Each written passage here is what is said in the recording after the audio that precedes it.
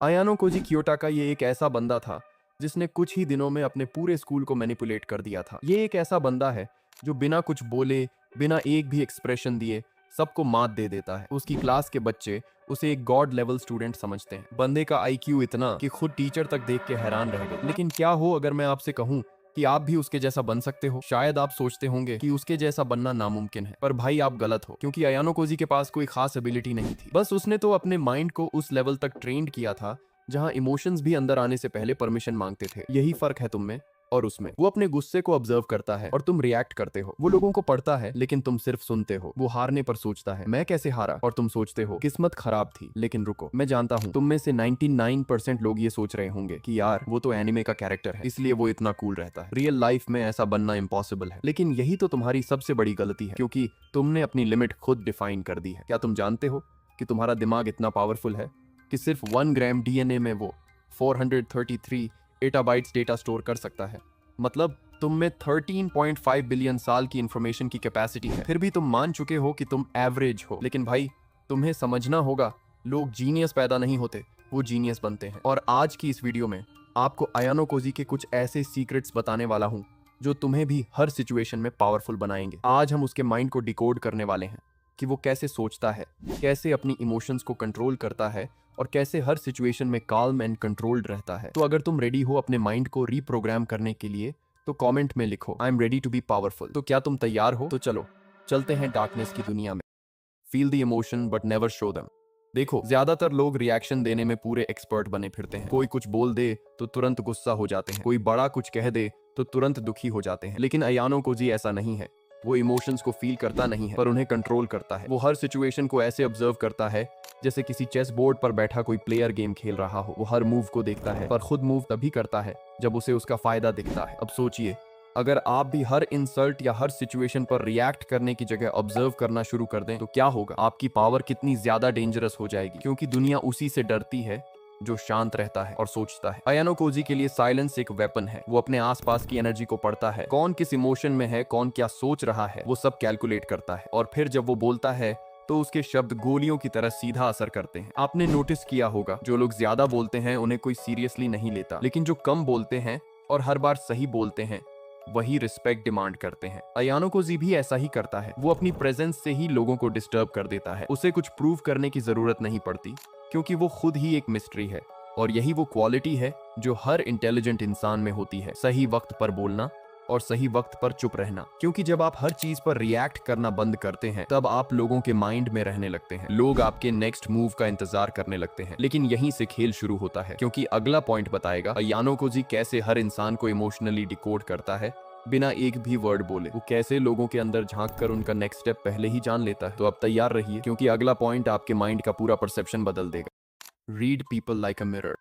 अयानो Koji की सबसे खतरनाक ताकत यही है। वो लोगों को वैसे नहीं देखता जैसे वो उसे दिखते हैं, बल्कि वो उन्हें वैसे देखता है जैसे वो वास्तव में है। हर इंसान एक मास्क के पीछे छुपा हुआ होता है। कोई कूल बनने के मास्क के पीछे, कोई इनोसेंट बनने के मास्क के पीछे और कोई विक्टिम बनने के मास्क के पीछे। पर अयानो कोजी उस मास्क के पार देखता है। जब बाकी लोग किसी के ऊपर भरोसा करते हैं तो वो नॉर्मली थोड़ी जान पहचान के बाद भरोसा कर लेते हैं, पर अयानो कोजी ऐसा नहीं करता है। वो किसी पर भरोसा करने से पहले वो उनके माइक्रो रिएक्शंस, उनकी टोन, उनकी आई मूवमेंट को पढ़ता है, क्योंकि वो जानता है कभी भी किसी का भी सच्चा कैरेक्टर वर्ड्स में नहीं छुपा होता, बल्कि उनका असली कैरेक्टर तो उनकी बॉडी लैंग्वेज में छुपा होता है। उदाहरण के लिए, जब कोई कहे मुझे फर्क नहीं पड़ता, पर अगर आप ध्यान से देखें तो अचानक उनकी बॉडी लैंग्वेज का पैटर्न बदलने लगता है। मतलब उनके चेहरे की मसल्स, उनकी आई ब्लिंक, उनका ब्रीदिंग पैटर्न, सब कुछ चेंज हो जाता है और वो आपसे कुछ और बोल रहा होता है। अयानो कोजी इन छोटी छोटी चीजों को पकड़ लेता है। वो हर इंसान के अंदर का पैटर्न डिकोड कर लेता है। इसी पैटर्न से वो जान जाता है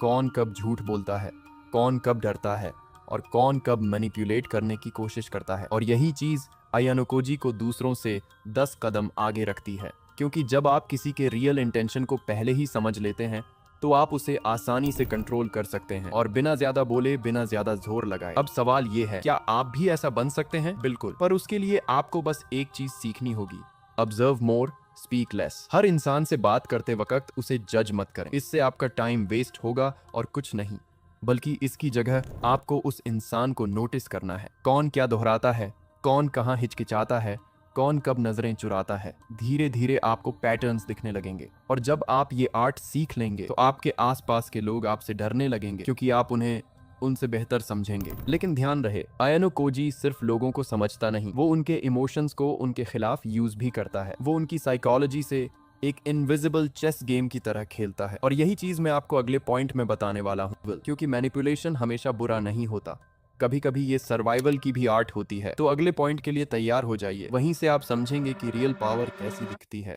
point 3, how आयानो Cozi manipulates without looking evil. Manipulation का नाम सुनते ही लोगों के दिमाग में नेगेटिव इमेज बन जाती है, पर आपको सच्चाई नहीं पता है। सच ये है, हर कोई मैनिपुलेट करता है, बस कोई सच बोल देता है और कोई उसे छुपा लेता है। बस डिफरेंस सिर्फ इंटेंशन में होता है। आयानो कोजी की खासियत ये नहीं कि वो लोगों को धोखा देता है, बल्कि ये है कि वो लोगों की इच्छाओं को उनके खिलाफ यूज करता है। वो किसी को कुछ करवाने के लिए फोर्स नहीं करता है, बल्कि वो उन्हें ये बिलीव करा देता है कि ये उनका अपना फैसला है। अगर आप किसी से डायरेक्टली बोलें मेरा ये काम कर दे, तो सामने वाला ईगो में रिएक्ट करेगा। लेकिन अगर आप उसे सिचुएशन में ऐसे घुमा दें कि वो काम उसे खुद का आइडिया लगने लगे, तो आप जीत जाएंगे। आयानो कोजी यही करता है, वो लोगों के अंदर के इमोशनल ट्रिगर्स ढूंढता है।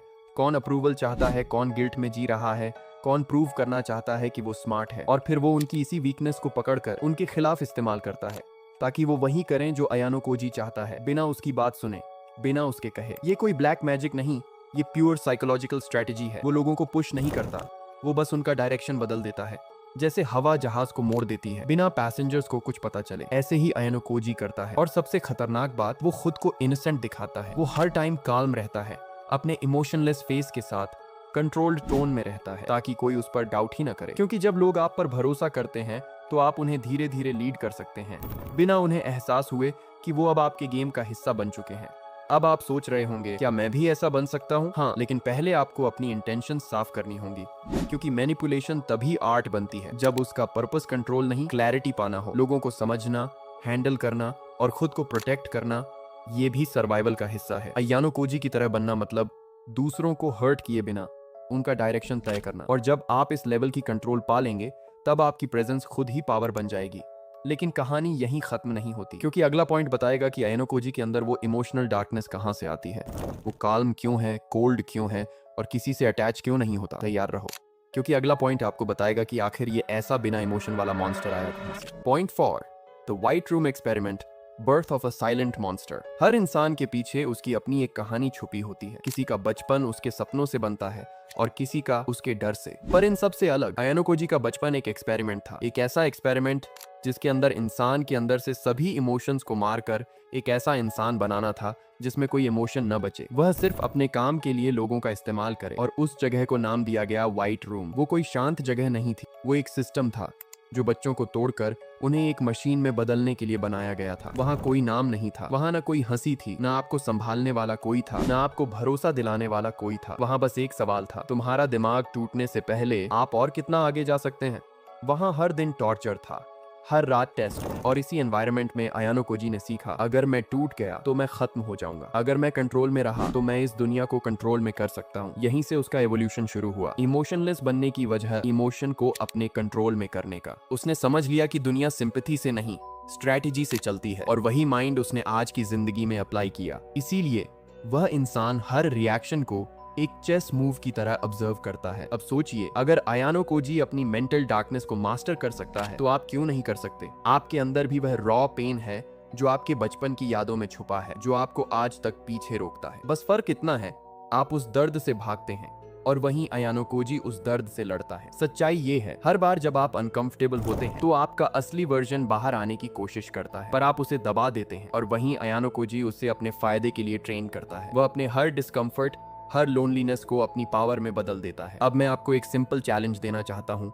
आज से 7 दिन तक जब भी कोई आपसे कुछ ऐसा बोले जो आपको ट्रिगर करे, तो आप रुक जाइए, 3 सेकंड्स काउंट कीजिए और कुछ मत कहिए, सिर्फ ऑब्जर्व कीजिए। आप देखेंगे आपके अंदर एक आयानो कोजी मोड जागेगा जो हर सिचुएशन में स्टेबल रहेगा, क्योंकि कंट्रोल वही है जहां रिएक्शन खत्म होता है। और जब आप इस लेवल का कंट्रोल पा लेंगे, लोग आपको अंडर एस्टिमेट नहीं करेंगे, वो आपसे डरेंगे। अगर आप सच में आयानो कोजी की तरह बनना चाहते हैं तो अगला वीडियो मिस मत कीजिए, क्योंकि वहां मैं बताने वाला हूं कैसे जीरो इमोशन स्टेट में जाकर आप दुनिया की हर मैनिपुलेशन को डीकोड कर सकते हैं। कमेंट करें, आई am ready for white room training, और देखते हैं कितने लोग सच में अपनी माइंड की लिमिट तोड़ने की हिम्मत रखते हैं।